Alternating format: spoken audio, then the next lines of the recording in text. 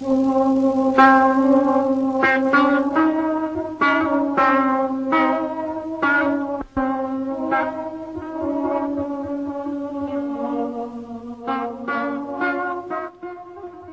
الرحمن الرحیم. السلام علیکم ګرانو قدرمندو پښتنو، زه حمزه یوسف دی. قدرمندو کتونکو، په کلي کې، په محله کې، په تحصیل کې او بیا په پوره سوات کې چې داسې خلک وینم، والله چې دا اړه مې جاړي، دا اړه مې درد کوي، په ژبه باندې خبرې نه راځي، د مخ هغه فیلینګز او زه تاسو ته بیانولی نه شم چې د سړي څنګه احساسات دي په دغه ساعت کې. ما دا کوم ورور چې ما سره ناست دی، ده چې کوم والد صاحبه ناسته ده، چې کوم والد صاحب دروبی ناست دی، د دې د حالاتو په باره کې به دې نه تپوس کوو. خو اول زه دا خبره کوم چې یاره زمونږ پښتانه چې دي نو هغه د ډېرې مجبورۍ تر ډېره مجبوره شي او ډېر د هغوی لکه هغه اخري دغه چې هغه آن سکرین راځي، ځکه چې راځي دې له ورځو سره خبرې کوو. السلام علیکم. سلام. ستاسو نوم څه دی او دا راته ووایه چې لکه روغ رمټ لاس دا څه وشو یاره؟ دا دغه شان چې موږ د کوترې ماشین د ښکوو او موږ ګېډۍ ور مخکې کوله، موږ ته پته نه وه چې لکه دا ګېډۍ روانه ده که دا لاس روان دی. ګېډۍ سره دا لاس تللی دی، موږ نه خبرېږو. دې یو خرپ کړی دی، وروسته بیا موږ په ځان پوه شو. موږ دا مور ده، دې له موږ دغه شانتې لکه دغه کوو، دا ګولۍ ول راوړې او دغه ستن ګولۍ به یې وله کولې. دا پلار صاحب به دی، دا هم د زړه مرضي دی. ورور یې ماشین والی دی، د پټې ماشین والی دی، د کرش ماشین هغې والی دی او مور یې په حالج والی ده. دا راته ووایه چې د کور کارونه به ټول تا کول او اوس یې نو لکه لاس لاړو نشته، معذوري راله، الله پاک طرفه به وي، خو په کور کې لکه د ډوډۍ او د رزق او داسې درک لګي که نه ابۍ بیماره؟ نه، د دې هېڅ درک هم نه لګي، د دې هېڅ درک هېڅ راته پته هم نشته چې چای شته ګوړه شته، هېڅ هم د دې پته راته نشته دی. د دې هېڅ هم رزق الله ورکوي، د دې پته راته نشته دی چې څه حساب دی. لکه قدرمنو راځئ د بابا له ورځو بیا د ابۍ سره دوه خبرې کوو. بابا اول څه وایي؟ بابا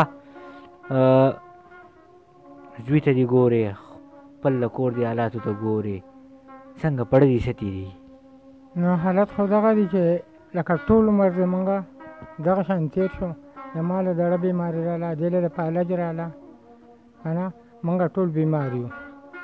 دغه یو وړوکی هغه به مزدوري کوله، هغه به مونږ له ستنې ګولۍ کولې. د دې نه علاوه چې دی د خدای سره شته نو هېڅ نشته دی. بابا په دې کوم کور کې چې ناست یې د دې دا د کرایې دی که نه د دې څه حساب؟ دا کور د کرایې د دې 4000 روپۍ کرایه ده، د 2 میاشتو کرایه را باندې شاټ هم ده. قدرمنو د کور حالات تاسو ګورئ، دغه یو هلک و هغه نه لاس عاجز نه لاړو. راځم د ابۍ له راځو. ابۍ اول خو راته دا ووایه چې د څونه ورځو نه په حالج والي، د څونه مودې ته؟ د 14 کال دی چې زه په حالج والي یم او ده راله ګولۍ او ستنې راوړي، لاس مې دی کوږ دی، ګوتې مې ماتې دي، ګس لاس یې لاله وهلی دی، دا نیم طرف دی او دغه شانتې د خدای ریال ناست یو. دغه یو هلک وشو، دی رانه داسې شو او زمونږ نور څوک نشته دی. ابۍ مور یې روغ بچی چې په دې حالاتو کې وینې خفه کېږي که نه؟ مازدیګر بانک چې ووینم ما مونځ په مانځه نه یم پوهېدلی چې ما څنګه کړی دی، چې سنت مې کړی دي که فرض مې کړی دي، چې څنګه خبر شو جو په ځان نه یم پوهېدلی چې خدای څنګه خوږ شو. سهار خو چې ته روغ و چې هغې مازدیګر څنګه خوږ شو. یو کله نه یي نو یو وخله یو بل وخله نه یې دا شنه شنه ډکې سیزو څه راکره نور نشته دی. دغه یو هلک خراب شو.